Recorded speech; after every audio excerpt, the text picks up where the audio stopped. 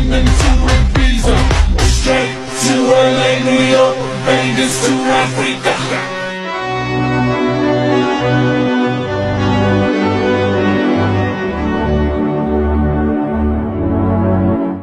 জংসুক, আপনি? আয়ু চেয়ার ছেড়ে উঠে দৌড়ে গিয়ে জংসুককে জড়িয়ে ধরে। I miss you so much. I miss you too. কখন এসেছেন? এই মাত্র। মানে আপনি সোজা এখানে এসেছেন? ইয়া মাই কুইন। শুনুন, আইসক্রিম খাবো। রাত কয়টা বলো তো এখন? তে ল্যাপটপে কাজ করতে করতেই বলল, মেবি 11:30 হবে। এত রাতে আইসক্রিম খেতে হবে না, আপনাকে এত কথা বলতে হবে না। আমার খেতে ইচ্ছে যাচ্ছে আইসক্রিম, তাই আপনি নিয়ে আসবেন। জাংকুক আর কিছু বলল না। তর্কে এই মেয়ের সাথে পারবে না সে, তাই রুম থেকে বেরিয়ে গেল। কিচেনে গিয়ে ফ্রিজ খুলে দেখলো একটাও আইসক্রিম নেই। আবার রুমে এলো। তে আইসক্রিম শেষ হয়ে গেছে, আমি বাইরে যাচ্ছি। এটা বলতে বলতে জাংকুক গায়ে শার্ট জড়াতে লাগলো। তে ল্যাপটপে চোখ রেখেই বলল, সাবধানে যাবেন। জাংকুক বেরিয়ে গেল। তে একবার উকি দিয়ে দেখে তাড়াতাড়ি ল্যাপটপটা বন্ধ করে টেবিলে রেখে দিল। প্রায় কিছুক্ষণ পরে জাংকুক ফিরে এলো। রুমে ঢুকে দেখলো রুমটা অন্ধকার। কি হলো? তে কি ঘুমিয়ে গেল? ভেতরে ঢুকলো জাংকুক। তে তে না, কোনো শব্দ নেই। জাংকুক ফোনের ফ্ল্যাশ অন করলো। না, বেডে তো তে নেই। তাহলে গেল কোথায়? সারা রুমে একবার ফ্ল্যাশ বোলালো। থমকে গেল সেখানে যেখানে বসে তে ল্যাপটপে কাজ করছিল। তে এইসব কি পড়েছে তুমি? কেন, ভালো লাগেনি? আইসক্রিম এনেছি, খেয়ে নাও। খাবো না আইসক্রিম। কেন? মন নেই তাই। আজকে কোন মুডে আছো তুমি? আপনাকে খাওয়ার মুডে। হঠাৎ এমন করে বলছেন কেন? না না, তাই বলছি। 6 বছর পরে আমার বউয়ের মনে পড়েছে যে তার একটা জামাই আছে। আমার তো সব সময় মনে পড়েছে, আপনি তো কিছু বলেননি, তাই আজকেও তো বললাম না। ঠিক আছে, যান ঘুমিয়ে পড়ুন। ছাড়ুন। সরি বেবি, অনেক কষ্টে নিজেকে এতদিন কন্ট্রোল করেছি, বাট আজকে তুমি নিজেই আমাকে কন্ট্রোললেস করেছো। বুড়ো হয়ে গেছেন, এখন এনার্জি শেষ হয়ে যাবে তাড়াতাড়ি, পারবেন না আমাকে কন্ট্রোল করতে। মাত্র 35 বছর, এটাকে আপনি মাত্র বলছেন? হ্যাঁ, আমি বুড়ো, সো হোয়াট? আজকে এই বুড়োকে তুমি কিভাবে কন্ট্রোল করো আমিও দেখবো। এই বলে তে ঠোঁট দুইটা নিজের করে নিল জাংকুক। মাম্মা মাম্মা, তোহার ডাকে তের ঘুম হালকা হয়ে এলো। চোখ না খুলে একটু নড়তে চাইলো, কিন্তু পারলো না। মনে হচ্ছে শরীরের উপর ভারী কিছু চাপানো আছে। চোখটা খুলে দেখলো তার উপরে স্বয়ং জিওন জাংকুক তার ঘাড়ে মানে চুলে মুখ গুজে শুয়ে আছে। তেই সরাতে চাইলো, কিন্তু পারলো না। শরীরে কোনো শক্তি নেই যেন। মাম্মা, বেলা হয়ে গেছে, উঠছো না কেন? সরুন না, এই যে। ঘুমাতে দাও। বেলা 10টার কাঁটা পেরিয়ে গেছে। তেকুককে এখনো উঠতে না দেখে জিন কিছু একটা বুঝতে পেরেছেন, তাই আর ডাকেননি। তোহাকে চিৎকার করে ডাকতে দেখে উনি কিচেন থেকে ছুটে গেলেন। নদী, কি হয়েছে? তুমি এখানে কি করছো? আজকে কি হয়েছে দিদু? মামনি, সুখ পাপাও ঘুম থেকে উঠছে না, আর মাম্মা পাপাও। কাল ওদের কোম্পানিতে অনেক কাজ ছিল, তো সেগুলো রাত জেগে হয়তো করেছে। তাহলে আমি এখন কি করব? আসো আমার সাথে। তারপর জিন তোহাকে নিয়ে জিমিনের রুমে গেল। জিমিন, কোথাও যাচ্ছিস? হ্যাঁ মা, একটু বাইরে যাচ্ছি। একা বাইরে যাচ্ছিস? না, সুখ আছে। ও, জিন পড়লো মহা জ্বালাই। তোহাকে এখানে রাখা যাবে না, এখানে থাকলে প্রশ্ন করতে করতে মাথা ধরিয়ে দেবে। আচ্ছা যা। আর শোন, নিশানকে আনতে বলিস তো সুগাকে। কেন? কেন আবার কি? ঠিক আছে। জিমিন সুগাকে কল দিয়ে নিশানকে আনার কথা বলে দেয়। তে, এই তে, উঠো। জাংকুক তেকে ডাকছে। এপার থেকে ডাকলে ওপারে গড়িয়ে চলে যায়, ওপার থেকে ডাকলে গড়িয়ে এপারে চলে আসে। জাংকুক আর কিছু না ভেবে তে শরীর থেকে কম্বলটা সরিয়ে নেয়। ভোরের দিকে জাংকুক তেকে ছেড়ে দিয়ে কোলে নিয়ে ওয়াশরুমে গিয়ে গোসল করায়। পার্পল কালারের একটা ওভারসাইজ শার্ট পরিয়ে দেয়। ওপরে দুইটা বাটন খোলা। জাংকুক চোখ সরিয়ে নেয়। বউকে একবার কাছে পেয়ে গেছে, এখন যখন তখন রোমান্স পাবে তার। তেকে টেনে তুলে ওয়াশরুমে নিয়ে যায়, আয়নার সামনে বসিয়ে ফ্রেশ করিয়ে দেয়। এবার তের ঘুমটা একটু কেটেছে, কিন্তু শরীরটা ভীষণ ব্যথা। জাংকুক তেকে আবার কোলে নিয়ে রুমে গিয়ে বেডে হেলান দিয়ে বসিয়ে দেয়, তারপর বাইরে চলে যায়। কেউ কোথাও নেই।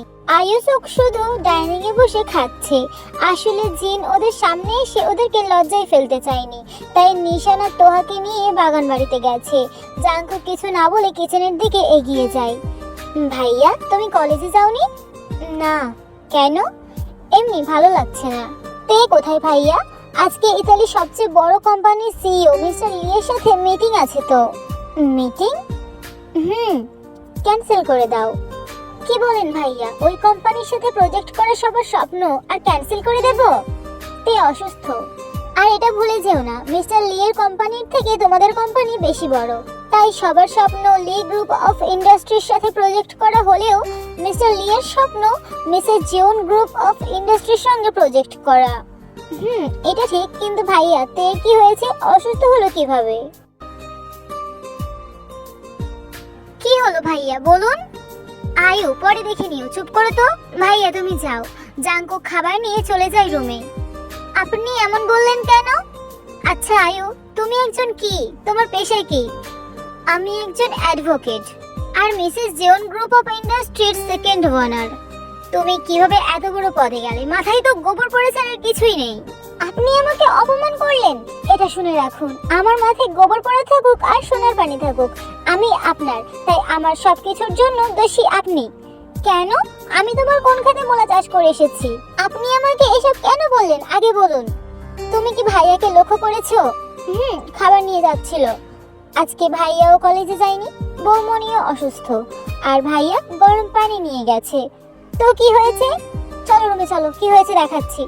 তাহলে তো তেদের রুমে যেতে হবে, ওখানে গেলে বোঝা যাবে কি হয়েছে। উফ আল্লাহ, কোন পাগলের পাল্লায় পড়েছি আমি। তোমার কি আমাদের ফার্স্ট নাইটের কথা মনে আছে আয়ু? ও ওই দিনের কথা তো বললাম না, তোমাকে বলতে দেব না বলেই তো।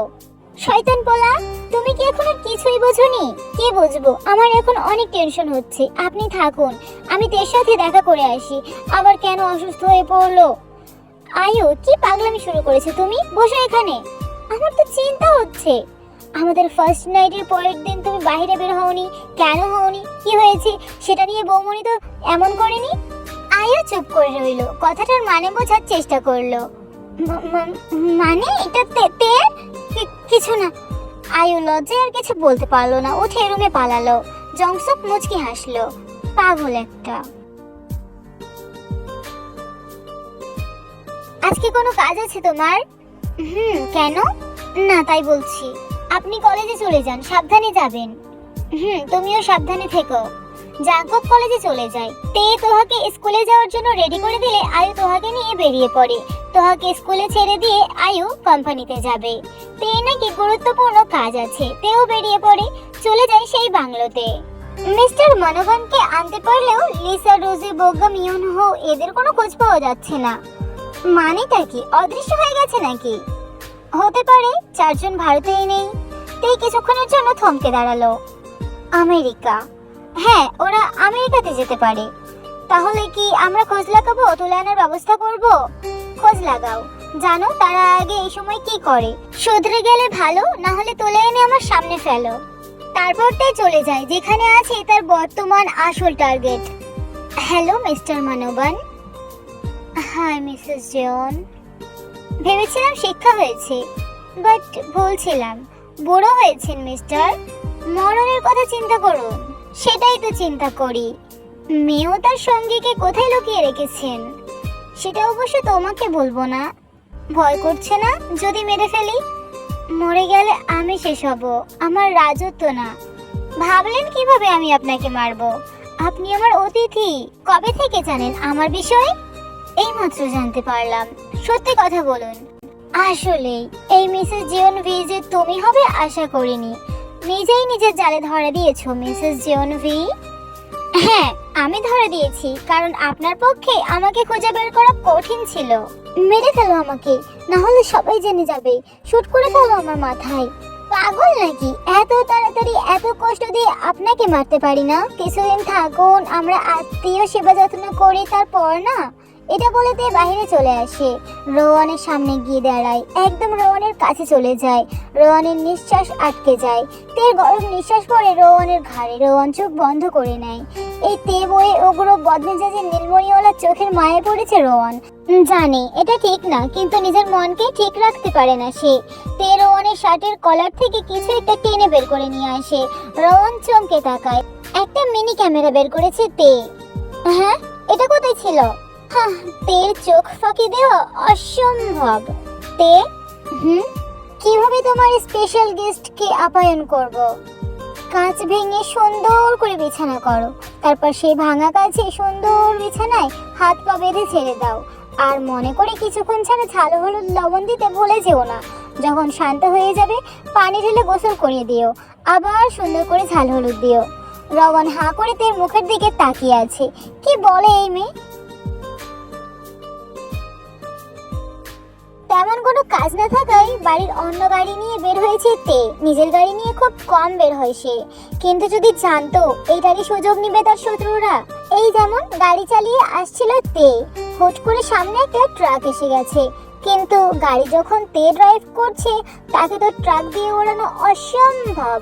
গাড়ি অন্যদিকে ব্রেক ঘুরিয়ে স্টপ করেছে, ট্রাকটা শো করে চলে গেল, যেন তার সামনে কিছুই হয়নি।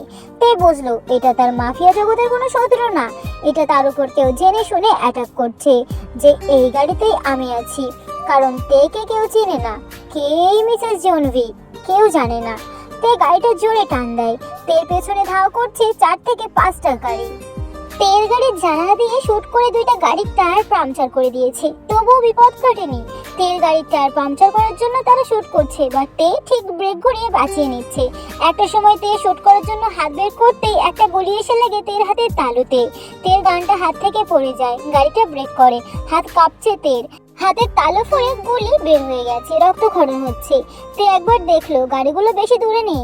তে আবারও গান বের করতে চেয়েছিল, বাট কি মনে করে হাতে তুলে নেয় বোম। তের থেকে কিছুটা দূরে 3টা গাড়ি স্টার্ট দিয়ে বোম ছুড়ে ফেলে সেদিকে।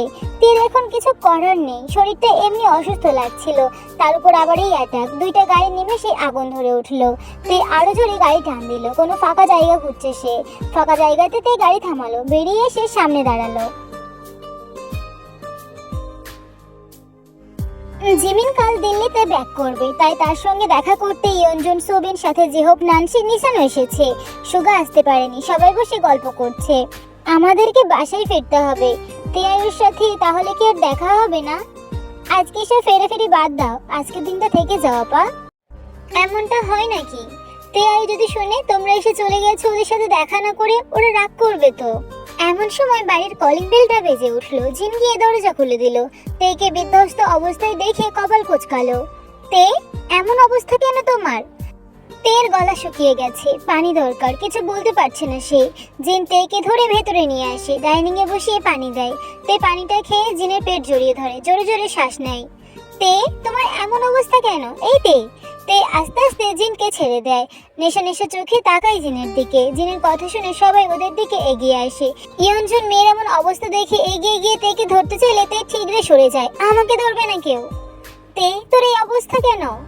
এটা তো রোজকার ব্যাপার, এর এমন কি?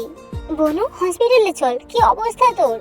তে, এমন করছো কেন? কারা এমন অবস্থা করেছে তোমার, বলো? তে ঠেলে জিনকে সরিয়ে কাঁপা কাঁপা পায়ে উঠে দাঁড়ায় ডাইনিং এর উপর। এই, আমাকে দেখে তোমাদের ভয় লাগছে না? হ্যাঁ। জিন তেকেই থামাতে চায়। তে হাত থেকে অনবরত রক্ত ঝরছে, মাথায় কাঁটা, চুলগুলো ছাড়া, করতে পেন্সিল প্যান্ট পরে আছে সে। ওনাটা তো পরে গিয়েছিল, ওনাটাও নেই।